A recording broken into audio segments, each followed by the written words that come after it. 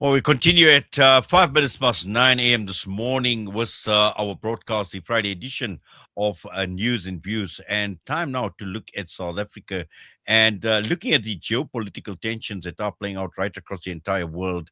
Looking at South Africa, our position, a non aligned position that South Africa has had. We know the pressure that South Africa has come through was after hosting the G20 summit from the United States of America, and again, excluding South Africa from the G20 summit.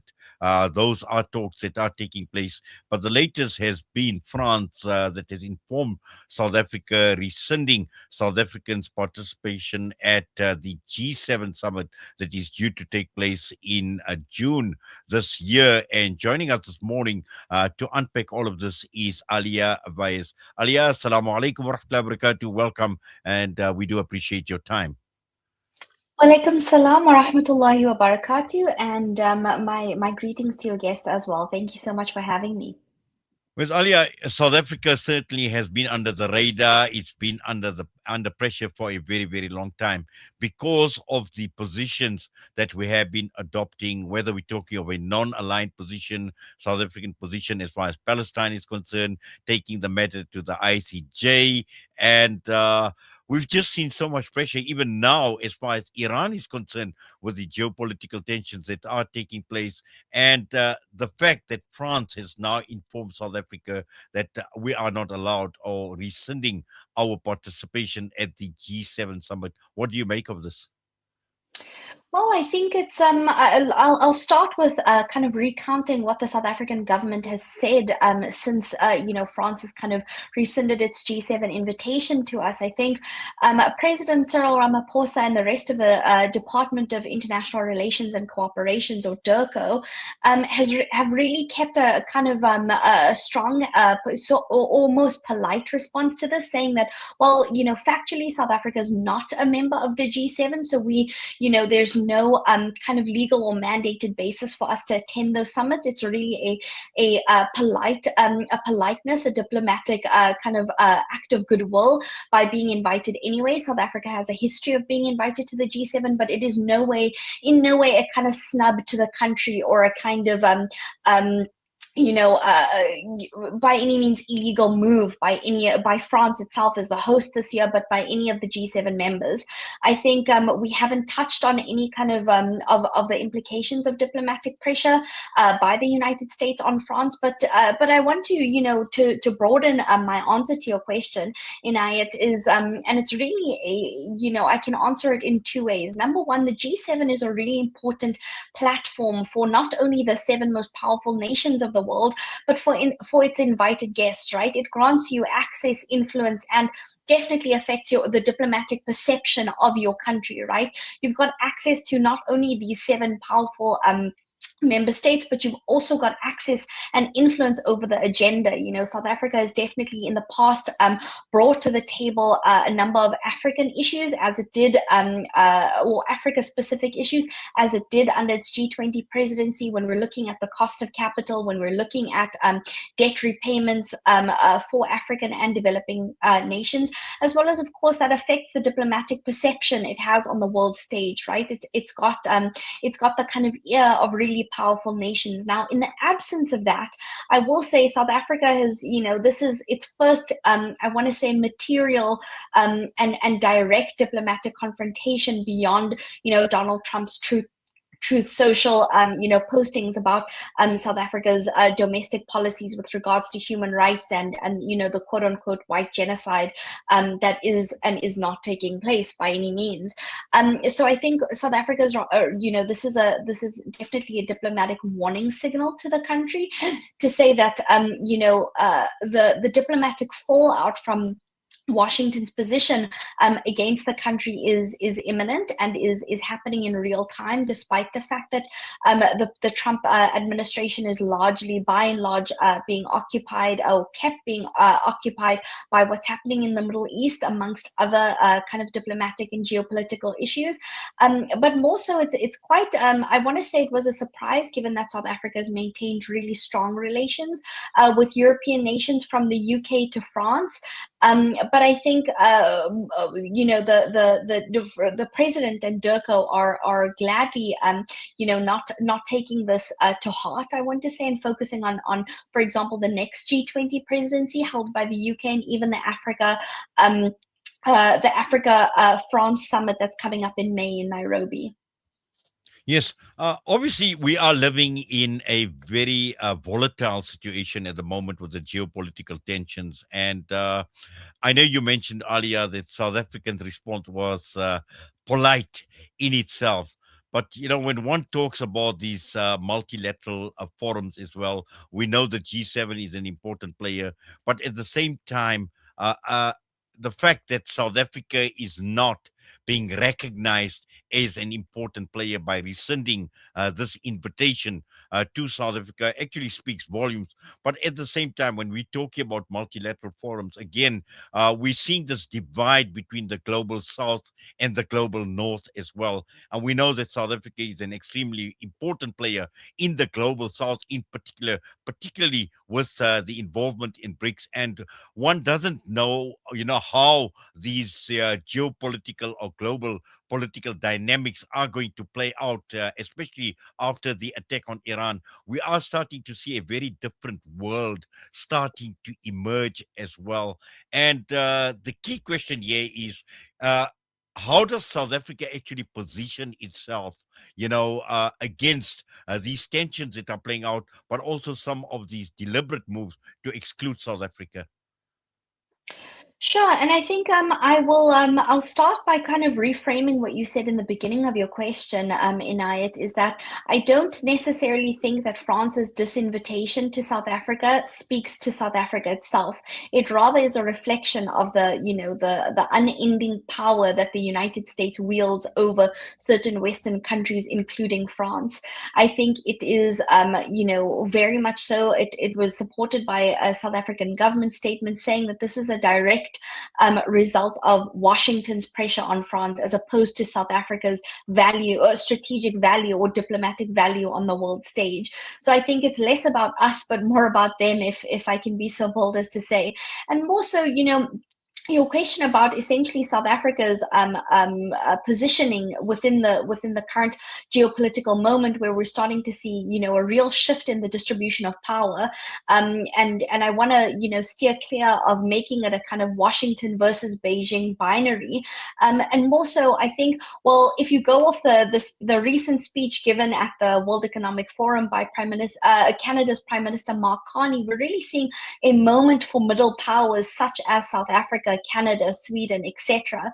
And I think when we're talking about the middle power moment, I think we're in the context of South Africa, we're starting to see a really strategic use of various alliances. We don't have to. Our backs are by no means up against the wall where we've got to choose between one side or the other. And I think we've really seen this in Durko's response to multiple crises, from Iran to Palestine, to even its responses to the ongoing kind of snubs it keeps getting from the Trump administration, where it's to say that we don't have to kind of pander to the interests of one or other country, but rather we're able to strategically align our interests to whichever kind of forum, multilateral grouping, or organization, according to our needs, and according to the continent's developmental and economic needs as well. I don't think, and I think South Africa's kind of policy of strategic non-alignment really echoes this best. So to say that we do not have to align with one or other power. We can continuously be an interlocutor for interests of all parties, as well as maintain the fact that we believe dialogue, open, transparent, and inclusive dialogue and international cooperation is the way forward to answering some of the world's and including the continent's biggest economic development, and even peace and security challenges.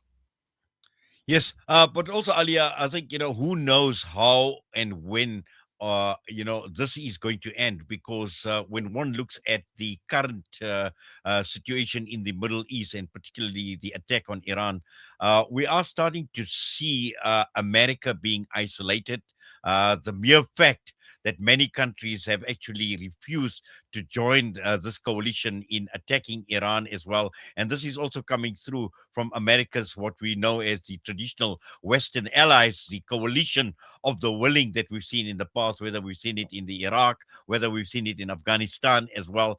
And with the isolation of America, or the refusal to join America, one doesn't know, where this is going to end or how it's going to end. And also in terms of, a new world order that may just emerge, and so, there are just so many questions that one can actually ask. But also, I think we will obviously get a lot more clarity, as the situation evolves over a period of time. And what is going to be absolutely critical is to see how this ends for America, particularly with the midterm elections that are going to be taking place at the end of the year, and how America is going to be seen globally.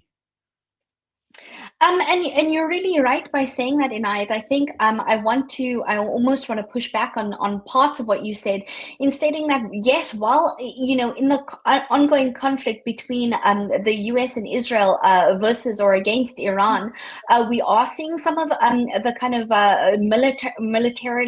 military based or defense based isolation of the United States, where no European partner has expressed willingness, I want to say, to get kind of boots on the ground in Iran, or rather get involved to the extent that, of course, the United States and Israel have and maintain, across the region.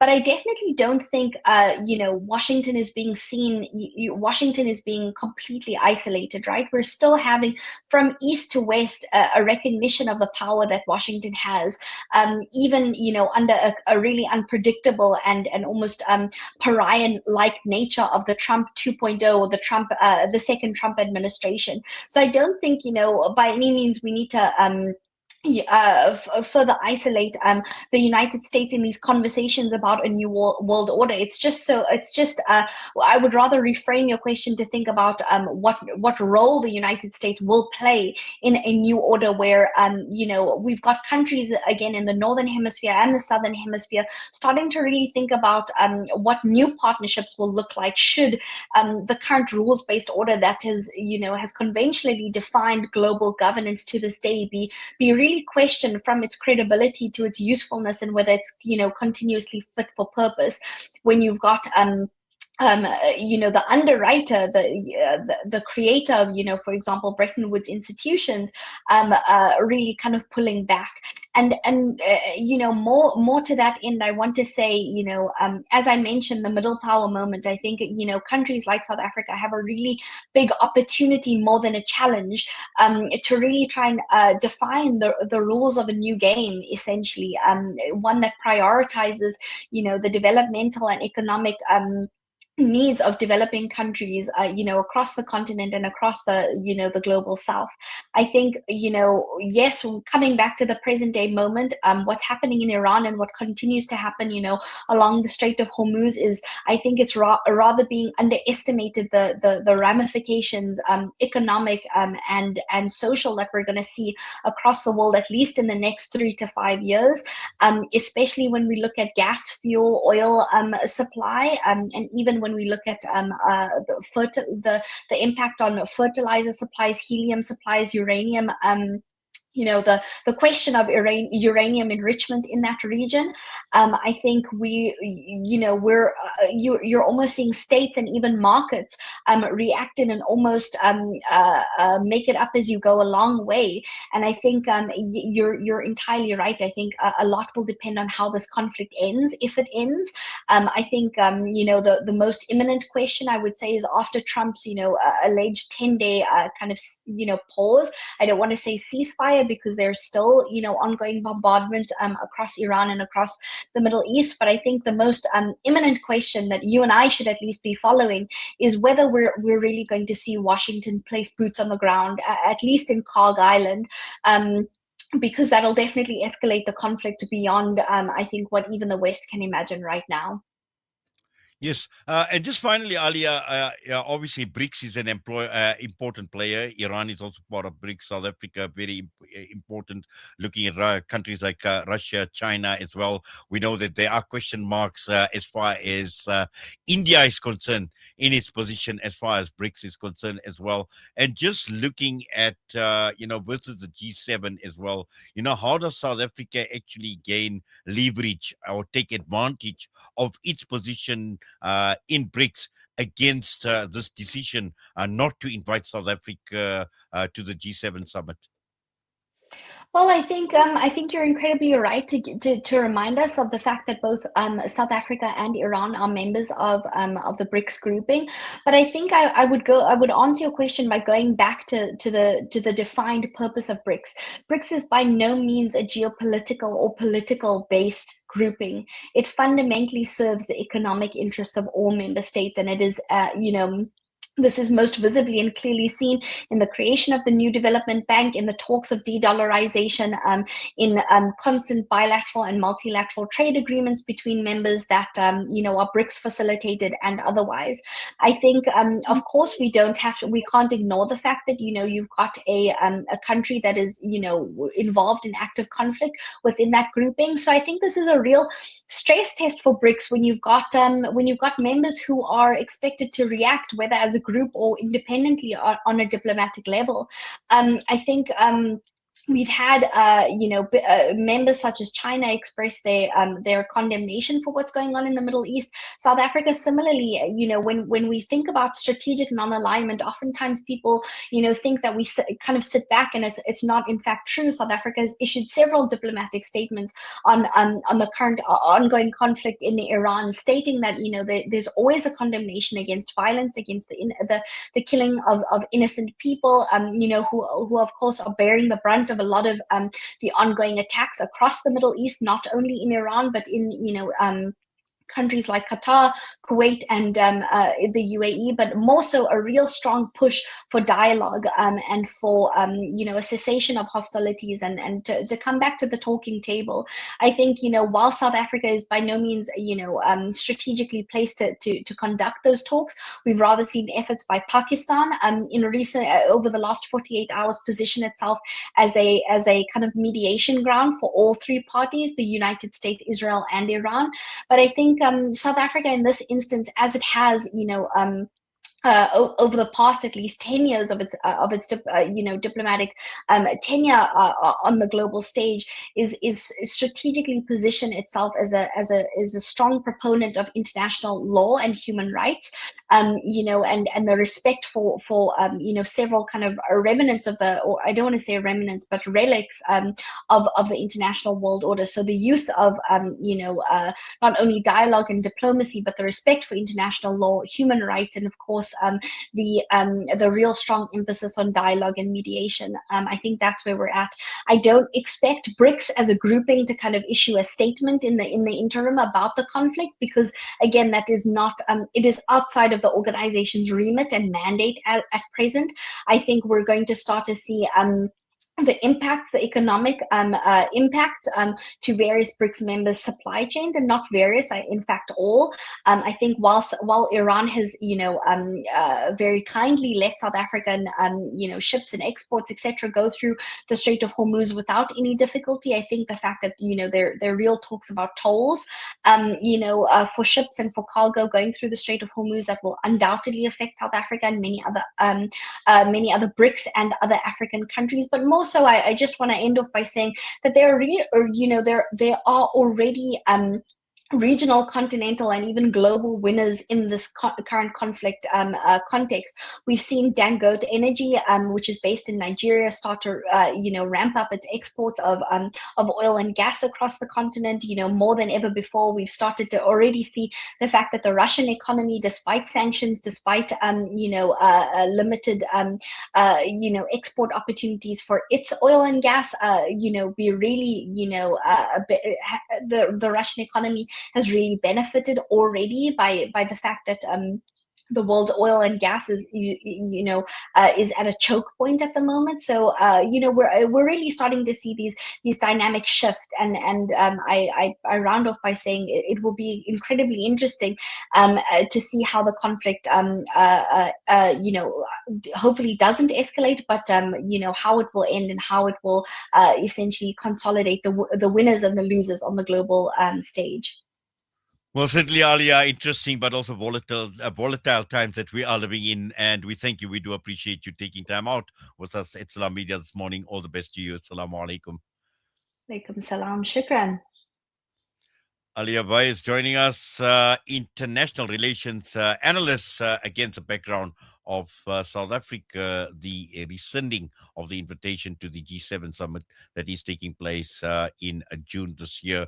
We're going to go for a break. We come back, we'll be joined talking about the Center for Islamic Research.